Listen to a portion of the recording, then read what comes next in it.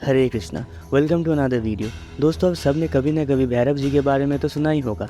कुछ लोग उन्हें शिव जी का अवतार मानते हैं और कुछ लोग उन्हें एक बहुत पावरफुल संत महात्मा मानते हैं। लेकिन आखिर सच क्या है? आखिर कौन है ये भैरव जी? भगवान है या मनुष्य? जानते हैं इस वीडियो में।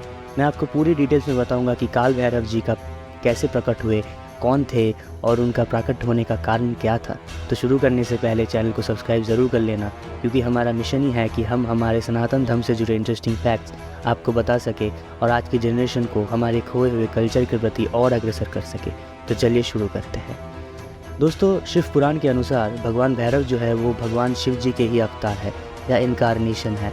भगवान भैरव को God of death, time and protection भी माना जाता है।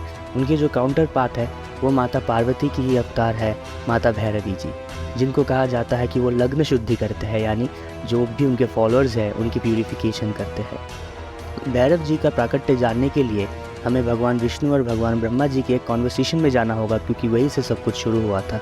तो चलते हैं। एक बार जब भगवान विष्णु जी और भगवान ब्रह्मा जी आपस में बहस कर रहे थे कि कौन असली भगवान है, यानी कौन है the supreme personality of God head, तब दोनों में बहस होने से कोई आंसर ना मिलने पर उन्होंने तय किया कि वो चारों वेदों से जवाब मांगेंगे।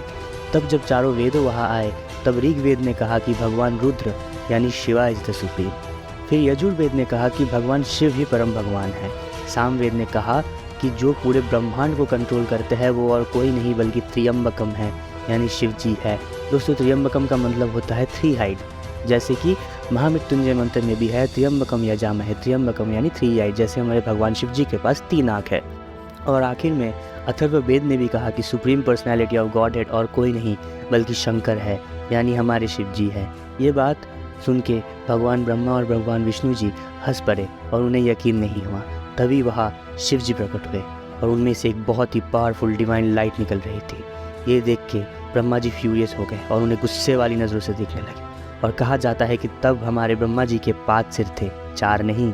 ब्रह्मा जी को ऐसे देख के शिव जी ने तभी एक ह्यूमन बीइंग को प्रकट किया और बोले कि आज से ये होंगे द गॉड काल भैरव, यानी द गॉड ऑफ डेथ या फिर टाइम।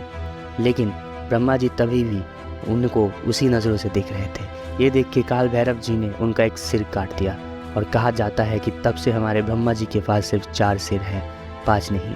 कहा जाता है कि शिव जी ने ऐसा किया था ताकि वो ब्रह्मा जी का अहंकार नष्ट कर सके, उनका घमंड को तोड़ सके। इसके बाद शिव जी ने काल भैरव जी को बोला कि आप तीर्थ यात्रा पे जाओ, क्योंकि आप पे ब्रह्मा हत्या का दोष है। इसी कर्म को मिटाने के लिए काल भैरव जी ने कई तीर्थ यात्रा की, लेकिन उनका ये कर्म मिट ही नहीं रहा था। आखिर में काल भैरव जी ने काशी गए और वहाँ जाते ही उनके ये कर्म मिट गए। उसके बाद उन्होंने मोक्ष प्राप्त कर ली। और ये माना जाता है कि काल भैरव जी आज भी काशी में रहते हैं, ताकि उनके जो भी भक्त उनके पास आए उन्हें वो प्रोटेक्ट कर सके, उन्हें मुक्ति दिला सके। और ये भी कहा जाता है कि विष्णु जी के माता सती के अपने सुदर्शन चक्र से पीसेस करने के बाद आज भी जितने शक्तिपीठ है वहाँ भी काल भैरव जी रहते हैं माता सती की रक्षा करने के लिए। तो दोस्तों, ये थी काल भैरव जी की कहानी अकॉर्डिंग टू महाशिव पुराण। बताइएगा कमेंट में कैसी लगी। लाइक और शेयर ज़रूर करना ताकि हमारे बाकी दोस्तों को भी पता लगे।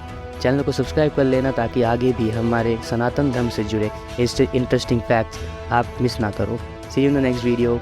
My name is Sreejith. आप देख रहे हो ओरिजिन स्पिरिचुअलिटी। हरे कृष्णा।